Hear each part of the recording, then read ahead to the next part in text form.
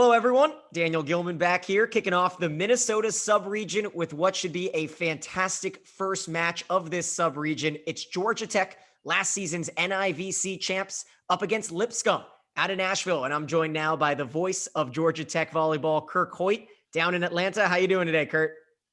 Doing great, Daniel. How you doing? Cannot complain. I mean, a lot of people get to ask, and I keep responding. I'm talking volleyball nonstop, all day long, all week long, leading up to this tournament. And for Georgia Tech, now this is a team that was considered a last four in, making their 10th trip to the NCAA tournament, first since 2009. So it's one of those years where when you take a look at the back end of this season, Kurt, the Jackets nearly gave it away, swept by Notre Dame and Louisville over the last couple of weeks. Yeah, they played very well in the fall.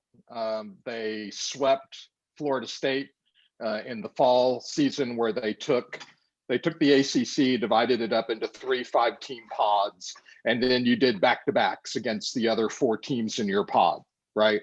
And so, but it wasn't home and home. So it was Florida State, night 1, night 2 here in Atlanta. So that was perhaps a little bit of an advantage.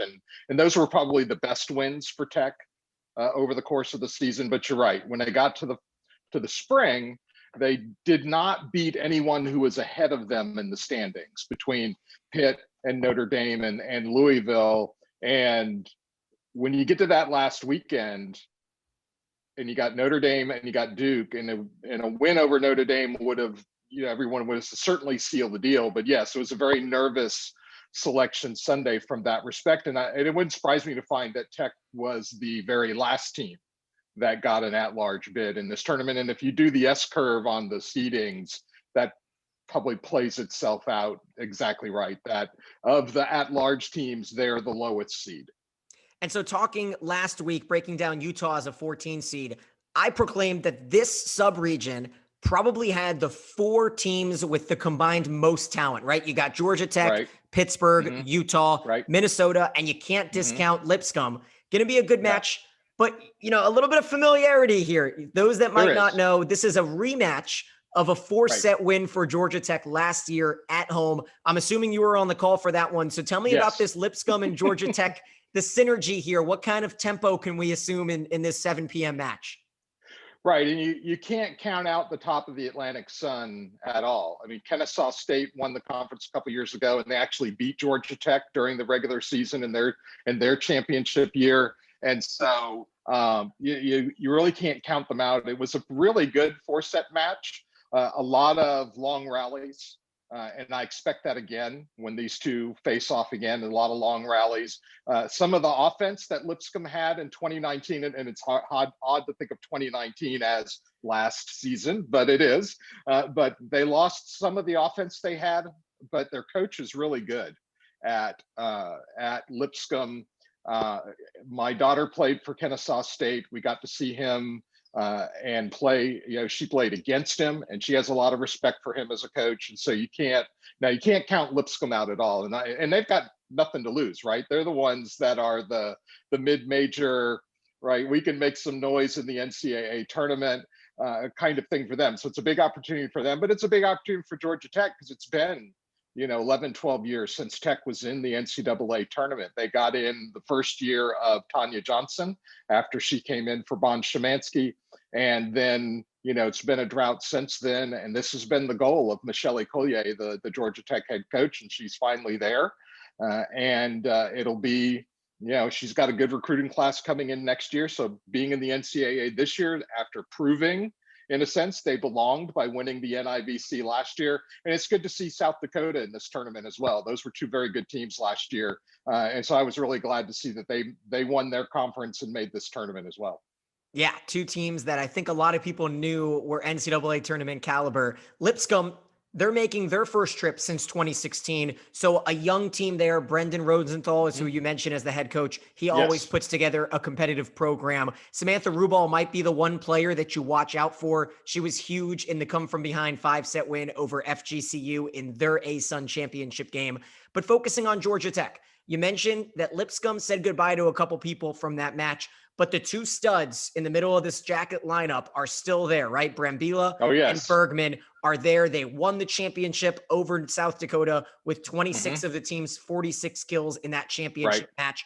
What kind of style does this offense bring to the table? Is it a chippy team? Do they have a lot of height? What can we expect from Georgia Tech?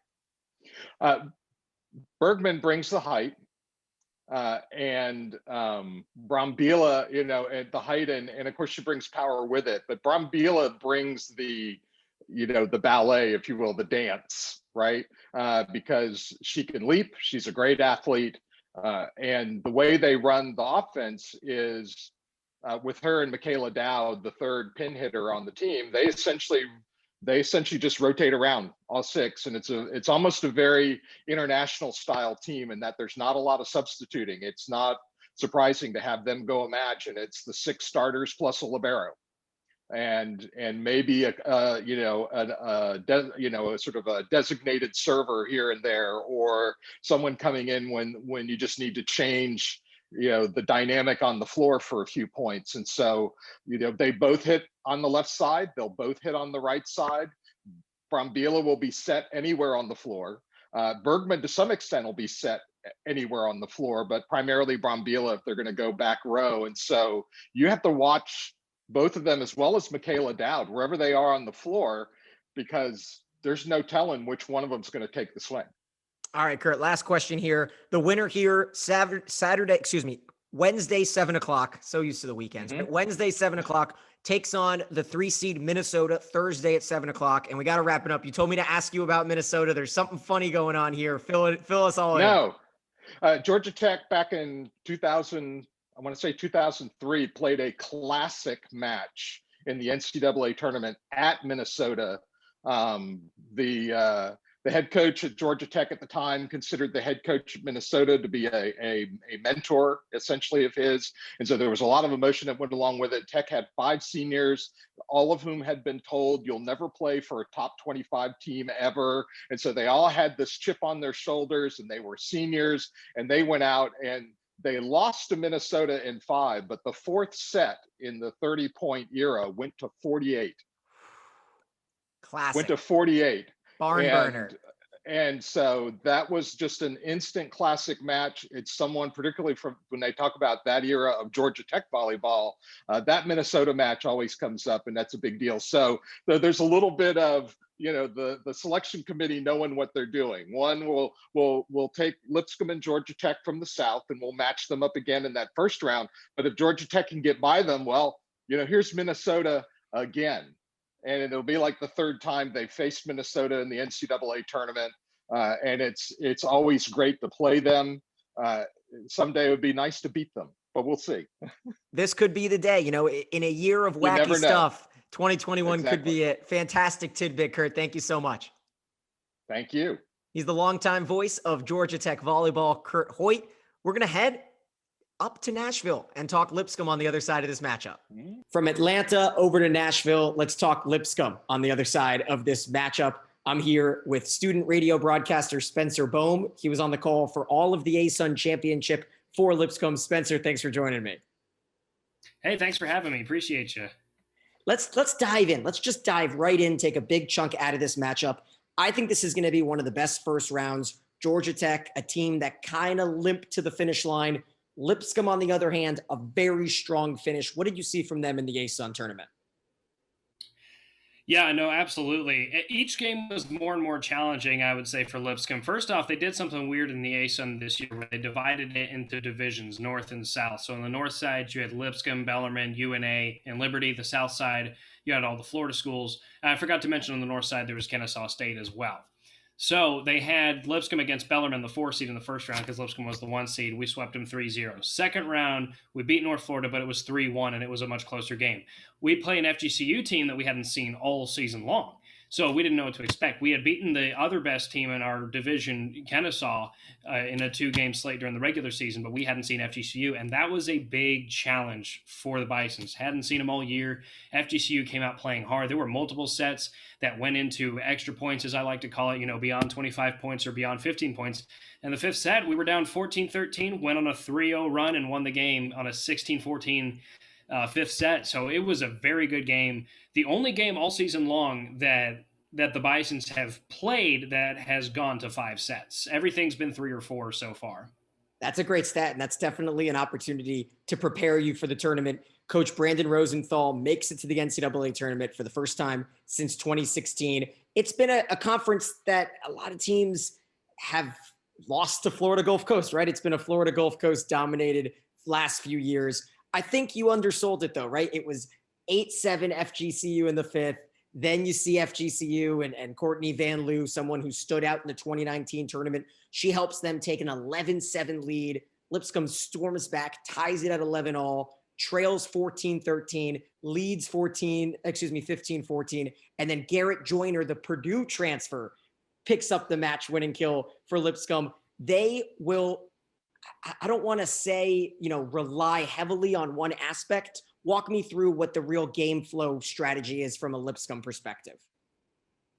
Yeah, well, I'll mention really quickly, you talked about that 11-7 lead. That could have been 12-7 in favor of FGCU if not for a challenge by Coach Rosenthal that the ball was tipped on the way out. But going to what you said, the thing about Lipscomb is they rank really highly in the NCAA in several key categories, and I wrote them down, so don't mind if I look away from the camera for a second. But 6th in the NCAA in kills per set, that's about 14.5. 10th in the NCAA in assists per set, 18th in hitting percentage, 17th in service aces per set, and Sammy Rubel, the senior, is 24th nationally in hitting percentage. Meg Mertzman, the freshman, is 28th nationally in hitting percentage. And they have a really good player, a really good setter, who's producing a whole lot of assists per set as well. 10.23, I think, is the exact number. Delaney Dilfer ranked 55th, the daughter of former NFL quarterback Trent Dilfer, who's also coaching at Lipscomb Academy next door. I've actually had the chance to call some of their games, too, in football. But so they have a whole lot of talent. And it's not just the seniors who are showing out. Young ones as well. It's everybody. So there's a lot of depth. The biggest question mark that I have for this team is, in the COVID-shortened season, you didn't see any Power 5 non-conference opponents. I believe their opponents, Middle Tennessee and UAB. They beat Middle Tennessee both times. UAB, they won the first match, but the second match, they lose 3-0 for some strange reason. In the conference play, they only played North Division teams, so they Alabama, Bellarmine, and all those. They only had one loss in the North Division play, but that was against UNA, a team that just didn't really do very well this year in the ASUN, to say the least. So it's hard to know what to expect from this team because they're so talented. They rank so well in the NCAA in several categories. Their coach was just named the ASUN Coach of the Year. Delaney Dilfer was just named the ASUN Freshman of the Year. They had a couple of first team, second team nominees in the conference, but we don't know what they look like against a Georgia Tech. They were supposed to play Louisville in Allen Arena in Nashville on February 20th, but that game got moved for some reason. They brought in some conference opponents instead to play that weekend. So I'm going to be really interested to see, because this squad definitely has to be the best squad that I've seen since I've been in college. And I started at Lipscomb in 2017, which was the year after that last NCAA appearance. But yeah, so I don't know what to expect because they haven't seen this caliber of talent yet. But they have a lot of were recruited by programs, Delaney Dilfer being one of them. I believe Meg Mertzman, another one, and Lainey Wagner. All three of those have had several Power 5 recruits who came after them prior to Lipscomb. I think that's what makes this tournament so highly anticipated, so exciting. Nobody really knows which team is going to play like the team we saw all season, or if someone might come out flat. You mentioned Dilfer, her sister sets for Louisville, a team that you talked about possibly even playing. So wouldn't that be the fairy tale if those two teams go on a run? Rubel hitting 401. She was the MVP of the conference tournament. Last question here for you, Spencer. If there was one X factor, right, one thing that might lead past Georgia Tech and give Minnesota a good run, what aspect of the game would it be for Lipscomb? That's a very good question. I think one of the biggest things is your leader in kills on the season is Megan Cooper, a total of 219. I believe she's also the leader in kills per set on the squad. She's definitely going to have to be a tone setter because you're probably going to have good play from Delaney Dilfer, Meg Mertzman, Sammy Rubel, and all those, but I really want to see Megan Cooper have a good game because she is one of those 4 key seniors. Also, Alyssa Zwolensky is going to have to do very well at the libero position. She does very well with digs. She puts herself in the right position. But if she's finding herself making mistakes against an ACC squad, that could cause trouble for Lipscomb. If that ball's flying out to the side or flying backwards off of her, it's going to be a bad afternoon. So those two key pieces right there. We talk a lot about the freshmen. We talk a lot about, the depth of the class. But Megan Cooper and Alyssa Smolinski will be two of the biggest players I want to watch out for. Because if you're talking about Delaney Delfer, obviously an incredible setter. But all she's got to do is put the ball in position. The big players at the net are the ones who are going to have to go up there and execute. And again, Cooper and Zielinski are two players I want to watch out for. Obviously, Rubel, very important as well. Again, top 25 in the NCAA in hitting percentage, so she's going to have a good game too. But I'm really going to be keeping an eye on Megan Cooper and how the senior in her first ever NCAA tournament appearance performs, because she's been a rock for the team this year. Yep, team's leader in kills. It always kind of comes down to that in this mid-major versus Power 5 conference match. 7 p.m. Eastern time, Georgia Tech versus Lipscomb for the right to play Minnesota. Spencer, thank you so much for joining me. Thanks so much for having me. We're going to move on out and head up to the Northeast. LIU versus Pittsburgh coming up. Now down to the bottom side of this sub-regional. It's LIU against Pittsburgh for the right to face the 14 seed Utah. And I'm joined by the voice of LIU athletics, Gregg Caserta. Gregg, thanks for joining me today. My pleasure, man. Great to see you. Good to see you too. How's everything going, man? I mean, this has to be a whirlwind, right, for LIU and just everyone surrounding the team, getting ready for a big championship match, and then getting the word that Sacred Heart can't field the team. And just like that, LIU's champs. Yeah, it's one of those things that, given how successful the NEC was this season with really not having any stoppages, it was something that your heart breaks for Sacred Heart first and foremost, because you feel for the girls involved, you feel for the coaches. Everybody has worked so hard to do the right things. And with all these protocols in place, you really have to be careful with a lot of this stuff. And so for it to come down that way, it is unfortunate for Sacred Heart. That was a really talented team there. If you just looked at them, they would have been a really great representative for the NEC. But listen, LIU, they're in this position now, and I'm very happy for them because they worked really hard to get to this point. I don't know how those matches would have gone at the tournament, but I do know that when the two teams got together in the regular season, they played 5-set matches because of the doubleheader format. I was on the air for about 5 hours that day, and it was as entertaining as you'll ever see. So I'm comfortable saying that regardless of who comes out of that, if they play again, you would have been very happy with either of those representing the conference. And again, I'm thrilled for Ken and his staff, and I'm thrilled for the Sharks as well. So taking a look, 9-5 might be a record that has a lot of people just saying, all right, Pittsburgh might run away with this. But you mentioned the 5 setters. 4 of those 5 losses came in those 5 setters. The Sacred Heart match up 2-1, and then dropping the 4th set 32-30 before Sacred Heart won the 5th 15-9. It's a Sharks team that looks to be a little bit extra resilient, right? They've got that scrappy mindset. Well, you have to realize for years in the NEC, LIU just ran away with this conference. I mean, they had this long conference winning streak. This was back when Kyle Robinson was the coach. And calling those matches, my early days there, they were easy. There were no 5 setters. There were very few 4 setters. I think what's changed, and I'm sure you've seen it across other conferences, is that there's a lot more parity now. I think other teams have done a great job catching up. And I think what Ken's done a great job of, Ken Ko, the coach, is that he's adapted to the conference improving. I think that's something that he's really done a good job of identifying. I mean, the fact that LIU this year went on the road and lost at Fairleigh Dickinson, I think that was like a 25 or 26 match winning streak. So I think that the rest of the conference has caught up.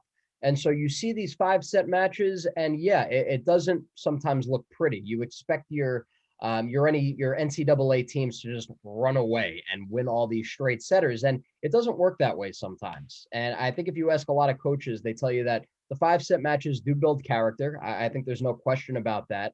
The fact that you had this doubleheader format this year, where you needed fresh legs for not 1 but 2 matches back to back, I think it sets them up nicely. And so even though these first round NCAA matches are quite difficult against some really stiff competition, I think that the pieces are in place that at least maybe you can give them, more of a counterpunch this time around.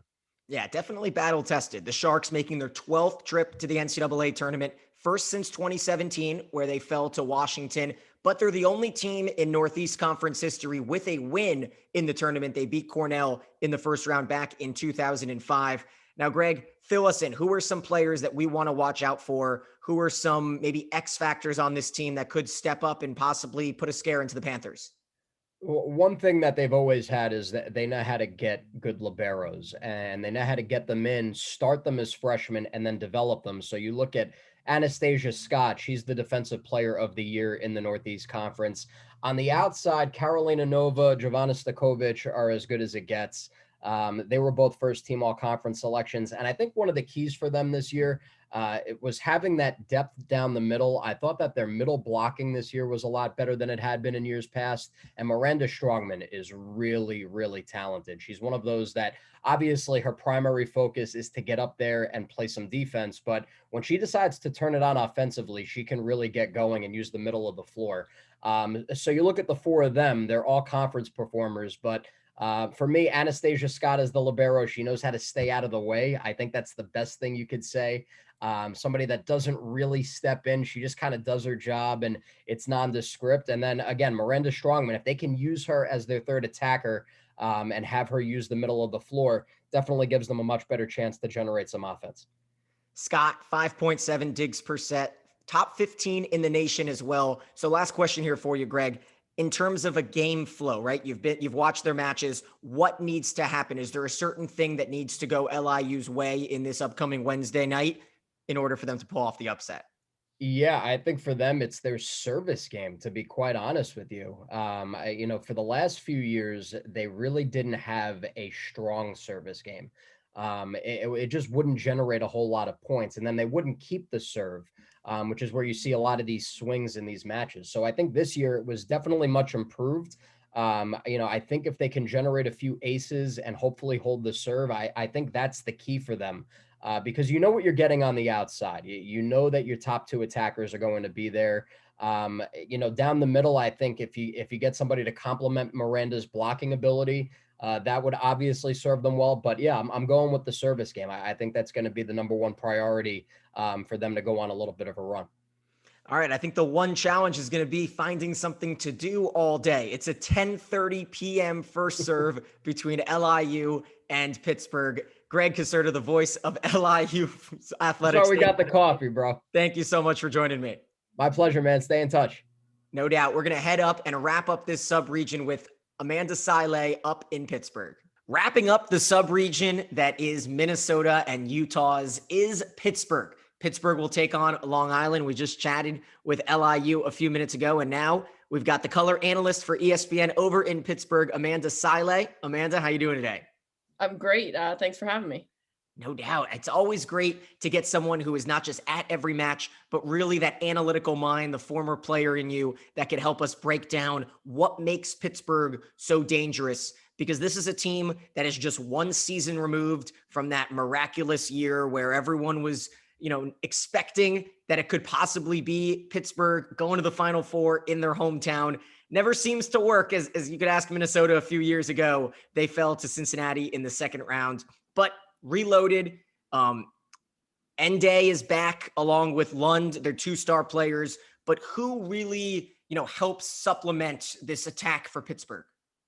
I really think it starts with the setters. I mean, you talk about the two-headed monster of Kayla Lund and Chinaza Nday, but they also have a two-headed monster in their setters with Lexis Akeo and Kylie Levers. And Lexis Akeo came in as a 17-year-old freshman last year. Kylie Levers goes out with an ACL tear, and she has to take over the team and did a phenomenal job.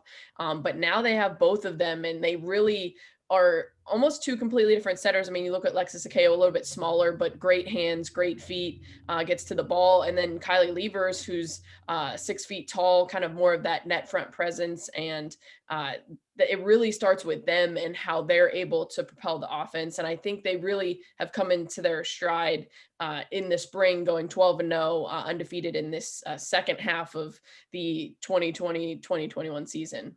Yeah, 9 straight wins, able to knock off Florida State and probably keep the Seminoles out of the tournament, but Pittsburgh was one of the few ACC teams that wasn't really sweating the selection show. Notre Dame and Georgia Tech named as one of the last 4 teams in. And so now Pittsburgh will play late night, right? 10:30 p.m. Eastern time against Long Island, a Northeastern representative that had to replace Sacred Heart, the regular season champs.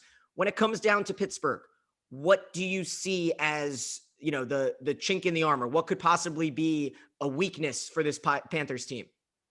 I think if they don't have balance, and that's what they found in the spring and kind of what they struggled with in the fall. If they have to rely heavily on Kayla London, Chinaza Ende, other teams obviously know that those are their key players. So if they really push the ball to them almost too much, then they could run into a little bit of a problem there. And then also another small kind of note that gets unnoticed is their serving. So if they're not serving well, they're a team that has a pretty good ratio of aces per set. So if they're not serving well, then they're also going to run into some issues. So it feels like forever ago, Amanda, that the season starts in September. There's only a few teams playing. The ACC is center stage. And Syracuse comes out and seemingly stuns the conference by sweeping through Pittsburgh. Syracuse jumps into the top 5 in the national rankings. What is different about this Pitt team than from September? It's the balance. I mean, you look at, like, we can sound like broken records talking about Chinaza Ende and Kayla Lund, but they've really found, I mean, you look at Sabrina Starks in the middle, who was just named second team all ACC. And then Valeria Vasquez Gomez, that second outside position was kind of an unknown coming into this season. They had Stephanie Williams, who has been a mainstay and was for 5 seasons with the Panthers. She graduates, and then it's kind of like, who's going to fill that void on the outside? Because you know that the ball gets pushed out there a lot. So who can step up? And Valeria Vasquez Gomez has really done that. And then you look at Chiamaka Wakolo, who has played kind of on the middle and the right side, kind of one of those hybrid players who's done a great job. And in the spring, also on the right side, Jordan Lockwood has been really strong for them. So you look at it and there's a different contributor that has an impact in every single game. So it's really hard to prepare for this team because there's so many different people behind London Ende. Yeah, and if Pittsburgh were to get by Long Island, they'll face the 14 seed Utah in a rematch of a very tight non-conference match last season, back in September 2019. Pittsburgh won it in 4 sets, but all 4 sets were decided by 3, 2, 2, and 4 points. So very exciting to possibly get, Danny Drews against Ende and Lund. So I'm looking forward to that. Amanda, thank you so much for joining me. Yeah, thank you. She's Amanda Silay, ESPN analyst for the Pittsburgh Panthers broadcast on ACC Network and ESPN. And that'll wrap up this little sub-region. Stay tuned for more sub-regions as we inch closer to the tournament starting on Wednesday.